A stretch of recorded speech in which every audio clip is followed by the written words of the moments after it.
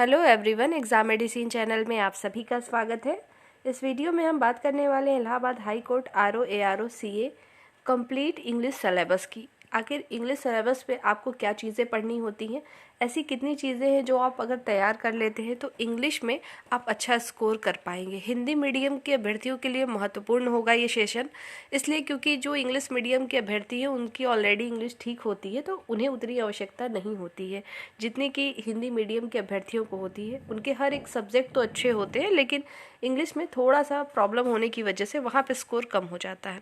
मैं आपको कुछ टॉपिक बताऊंगी जिसको अगर आपने तैयार किया तो आपने अच्छे से देखेंगे कि आप जब भी एग्ज़ाम होगा आप अच्छा स्कोर कर पाएंगे। और अभी जो टॉपिक आपको बताई जाएगी अगर उसको तैयार किया आपने तो वो एक जैसे फॉर्मूले बेस्ड चीज़ें होती हैं उस तरीके का काम करेगा। अगर वो अच्छे से आपने कर लिया है तो वो लगभग श्योरिटी होती है उस चीज़ की आने की।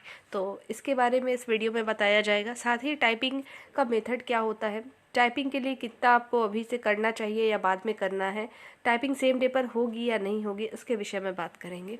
उससे पहले कुछ इलाहाबाद यूनिवर्सिटी नॉन टीचिंग के अभ्यर्थी हैं जो कि जुड़े होंगे ज़रूर, और वो एमटीएस रिज़ल्ट की अपडेट चाह रहे हैं। कई दिनों से आपके मैसेज भी आ रहे हैं कमेंट सेक्शन के माध्यम से, तो मैं आपको बता दूं कि आपका रिज़ल्ट आ जाएगा जल्द ही। अभी जनवरी कंप्लीट नहीं हुआ है और आप लोग लगातार मैसेज कर रहे हैं कि जनवरी तो बीत रही है, रिज़ल्ट क्यों नहीं आया। ये कोई श्योरिटी नहीं होती 100% की रिज़ल्ट एकदम लिखा हुआ है तुरंत आ ही जाना है। मैंने कहा था आ जाएगा जनवरी में, तो वेट करिए, आ जाएगा। आएगा तो आपको वेबसाइट पे मिलेगा ही, ठीक है। और जो भी अभ्यर्थी सिर्फ इलाहाबाद यूनिवर्सिटी के लिए यहाँ जुड़े थे तो आपके लिए बस यही इन्फॉर्मेशन है, आप अब वीडियो को स्किप कर सकते हैं। बाकी इलाहाबाद हाई कोर्ट के अभ्यर्थी जो कि सीरियस कैंडिडेट है और वो तैयारी कर रहे हैं, मैंने आपको कल भी एक वीडियो दी थी, उसमें भी यही चीज़ बोला था कि उन अभ्यर्थियों के लिए वीडियो बिल्कुल नहीं है जो कि सिलेबस पहले आ जाएगा, विज्ञापन आ जाएगा तब तैयारी करेंगे। मेरी वीडियो केवल ऐसे अभ्यर्थियों के साथ होती है जो कि हमेशा तैयारी में रहते हैं।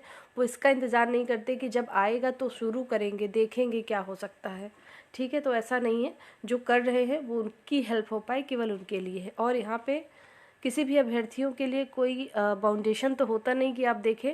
और एक बात सभी अभ्यर्थी ध्यान से सुने, अगर मुझे ऐसा लगता है कि किसी भी अभ्यर्थी के कमेंट से किसी तीसरे अभ्यर्थी को कोई प्रॉब्लम क्रिएट हो सकती है तो मैं उसके जो कमेंट सेक्शन होता है उसको मैं ब्लॉक कर दूंगी, तो आप दोबारा कभी भी इस चैनल पे कमेंट नहीं कर पाएंगे। तो इस बात का विशेष ध्यान रखते हुए ही कमेंट करें।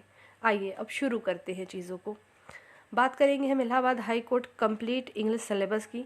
तो पहले इंग्लिश सिलेबस को अच्छे से समझिए आप सभी लोग। उससे ज़्यादा ज़रूरी है कि कितने प्रश्न आते हैं, इसको समझते हैं हम पहले।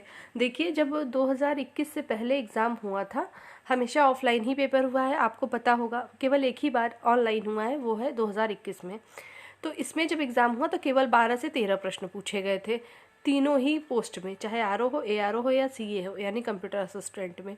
लेकिन इसके पहले जब भी पेपर हुआ है 50 प्रश्न आए हैं। आप देखिए, जो हाई कोर्ट हो, सुप्रीम कोर्ट हो, कहीं पर भी हमारा न्यायालय हो, वहाँ पर देखेंगे इंग्लिश में काम ज़्यादातर होते हैं, इसलिए इंग्लिश को वेटेज भी दिया जाता है। और सुप्रीम कोर्ट में तो ज़्यादातर आप जो वैकेंसीज देखते हैं वहाँ इंग्लिश की वरीयता दी जाती है। फिलहाल जब 21 में एग्ज़ाम हुआ 2021 में तो इसकी संख्या घटा दी गई, डायरेक्ट 12-13 पर आ गई। ऐसे अभ्यर्थी जो एसएससी की तैयारी करते हैं, सीजीएल की तैयारी कर रहे हैं और अदर जिनकी इंग्लिश बढ़िया रहती थी वो 50 में 50 स्कोर कर ले जाते थे।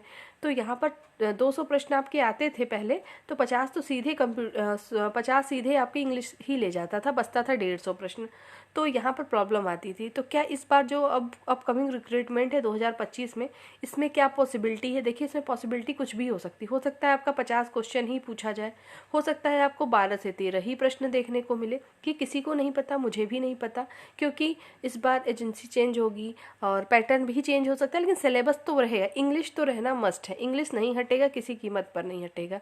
क्योंकि वो आप ऐसे जगह, ऐसे संस्था में काम करना चाह रहे हैं, जाना चाहते हैं जहाँ इंग्लिश में ही काम होता है, तो इंग्लिश का वेटेज तो रहेगा, ये बात अच्छे से समझ लीजिएगा। जिनकी इंग्लिश वीक है, अगर वो सोचते हैं कि चलो इंग्लिश नहीं भी पढ़ेंगे तो भी हम बाकी 200 में से अगर घटा देते हैं 175 ले आएंगे, ऐसा पॉसिबल नहीं है। इसलिए ये गलती ना करें, इंग्लिश को भी पूरा समय दें। जो चीज़ आपको नहीं आती उस पर ज़्यादा टाइम दीजिए, वो आएगी, 2 बार 4 बार पढ़ने के बाद आने लगेगी समझ में।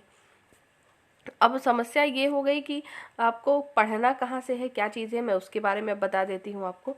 जैसे इंग्लिश सिलेबस में मैंने बताया कि प्रश्नों की जो संख्या रहेगी वो डिपेंड करेगी आने वाले टाइम में कि किस तरीके से। मैंने बता दिया कि पहले 50 ही क्वेश्चन आते थे, केवल एक ही बार ऐसा हुआ कि 12-13 प्रश्न पूछे गए।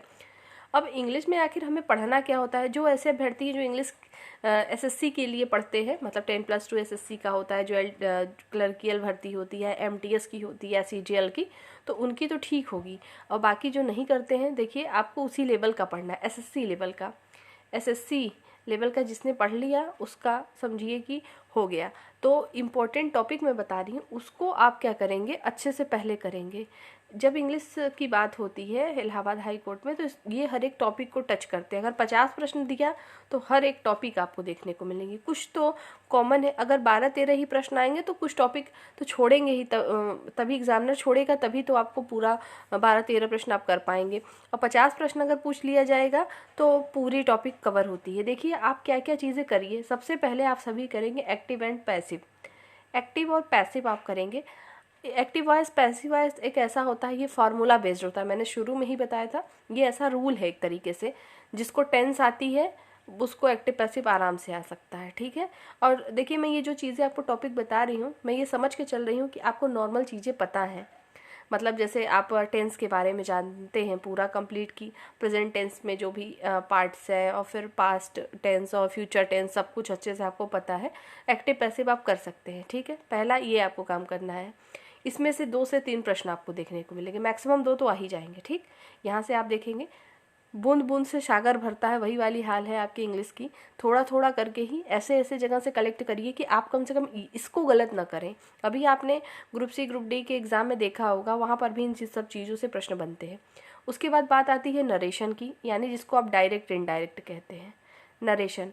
इससे भी 2 प्रश्न आते हैं, तो लगभग 3 से 4 प्रश्न आप मान सकते हैं, 5 प्रश्न इन दोनों सेक्शन से मिलेगा। और ये दोनों बहुत ईजी टॉपिक माने जाते हैं, जिनको टेंस आती है उनके लिए बहुत ईजी है, ठीक है। ये 2 चीज़ें आपको करनी है। यहाँ से आपका लगभग 4 से 5 प्रश्न, मैं मान के चल रही हूँ, इससे 5 प्रश्न आ जाएगा।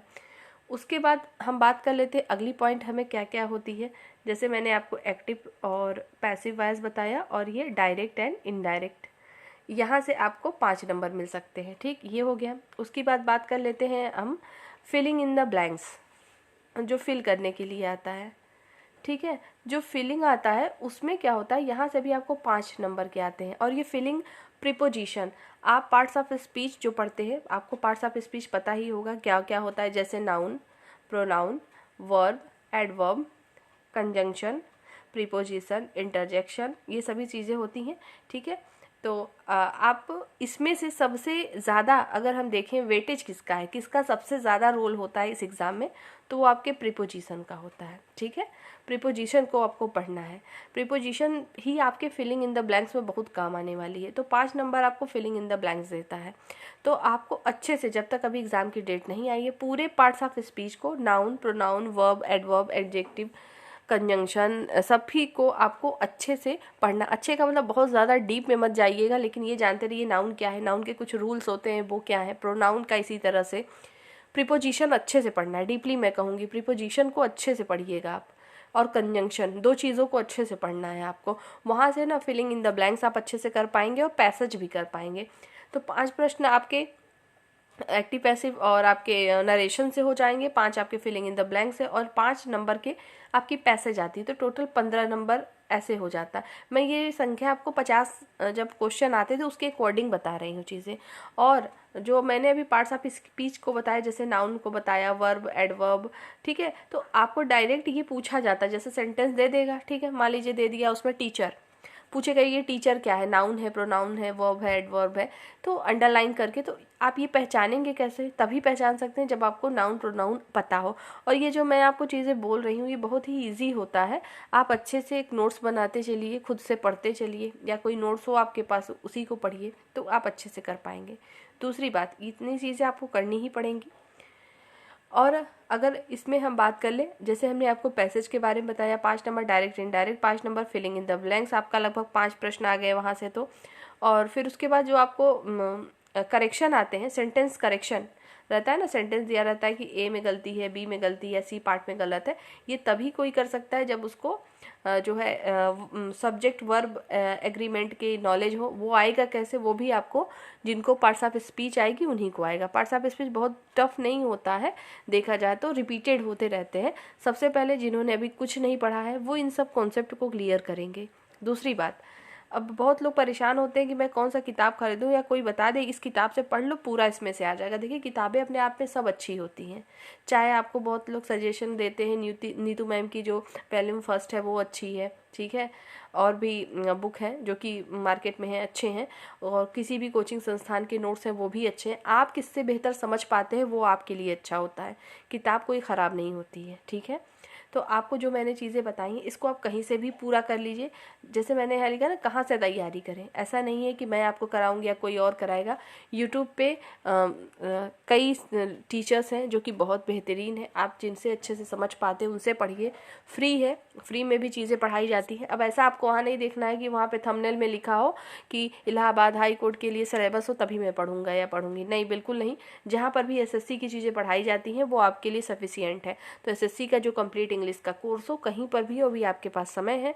वीडियो को स्पीड में इंक्रीज़ करते हुए जिस टीचर से आपको अच्छे से समझ में आता है आप अच्छे से उसको पढ़िए। और रही बात चैनल के द्वारा, देखिए अगर मुझे टाइम होता तो मैं खुद ही आपको हर रोज़ वीडियो लाती, पर ऐसा हो ही नहीं पाता है, तो मैं ऐसा नहीं कह सकती कि हम आपको कराएंगे या कुछ भी। हाँ, समय समय पर बीच में कुछ देते रहेंगे पढ़ने के लिए चीज़ें, या आपको कोई चीज़ बता दी, ज़रूरत अगर आपको समझते हैं तो आप पढ़ सकते हैं, अन्यथा आपको ऐसे ही पढ़ना पड़ेगा। और बात कर लेते हैं वोकैब सेक्शन की। वोकैब में आपको करना क्या है, वोकैब में देखिए जैसे आपका एंटोनिम्स, सिनोनिम्स, वन वर्ड, और आपका जो है इडियम एंड फ्रेज, और एक स्पेलिंग एरर, एक आपका क्या होता है स्पेलिंग एरर। ये 1, 2, 3, 4 और ये 5 सेक्शन से प्रश्न आते हैं, और सबसे 2-2, 4-4 प्रश्न आने की संभावना होती है। कब होगी, जब ये 50 प्रश्न की संख्या होगी इंग्लिश में। अगर यही 12-13 प्रश्न आएगा तो कुछ चीज़ें इसमें से स्किप हो जाएंगी, ठीक है, सब तो दे नहीं सकते, लेकिन ये वोकैब का सेक्शन रहेगा। सबसे समस्या स्टूडेंट की हिंदी मीडियम के सबसे ज़्यादा आती है वोकैब को, कि हम कैसे पढ़ें, कैसे याद करें। तो मुझे ऐसा लगता है, मैं अपनी थिंकिंग बता रही हूँ, और मैं भी जिस तरीके से चीज़ों को देख पाती हूँ कि बच्चे आसानी से कर पाएँ, हमें लगता है कि एंटोनिम्स और सिनोनिम्स के लिए आपको अलग से एंटोनिम्स, अलग से सिनोनिम्स मत पढ़ा करिए, आप शब्द मीनिंग पढ़िए, शब्दों का अर्थ जानिए। शब्द तो बहुत है, अथाह है, तो क्या सब जानेंगे, जान ही नहीं पाएंगे। कोई भी, किसी की भी कैपेसिटी नहीं है कि वो लाखों वर्ड याद कर पाए, ना मेरी है ना किसी की है। तो आपको करना क्या है, मोस्ट रिपीटेड आपको पढ़ना है एंटोनिम्स, सिनोनिम्स। रिपीटेड मिलेगा कहाँ से, अगर प्रीवियस ईयर की आपके पास बुक हो तो मिल जाएगी, नहीं तो ब्लैक बुक जो आती है उसमें मोस्ट रिपीटेड 200 होते हैं ना क्वेश्चन, ऊपर पेज पे ही होते हैं। एंटोनिम्स के, सिनोनिम्स के होते हैं, वन वर्ड के होंगे, इडियम फ्रेज के होंगे, सभी के। तो मोस्ट रिपीटेड कोई 4 बार, 5 बार, 6 बार इस तरीके से परीक्षाओं में पूछे गए हैं, विभिन्न परीक्षाओं में।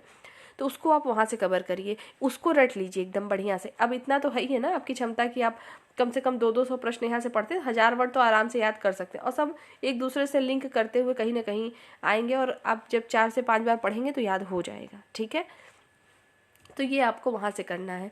और इसके लिए एंटोनिम, सिनोनिम, वन वर्ड्स, और इसके लिए अगर आप चाहेंगे छोटी छोटे पार्ट्स में मैं वीडियो आपको दे भी दूंगी, और वोकैब सेक्शन का, क्योंकि इसमें बहुत टाइम नहीं लगता है, मैं 10 क्वेश्चन रोज या 20 क्वेश्चन का करा सकती हूँ, ठीक है। तो उस तरीके से भी आप चीज़ें कर सकते हैं, तो उसको ध्यान रखेंगे वोकैब सेक्शन को। तो मुझे लगता है इंग्लिश में आपको ये समझ में आया होगा कि आपको कैसे क्या पढ़ना है।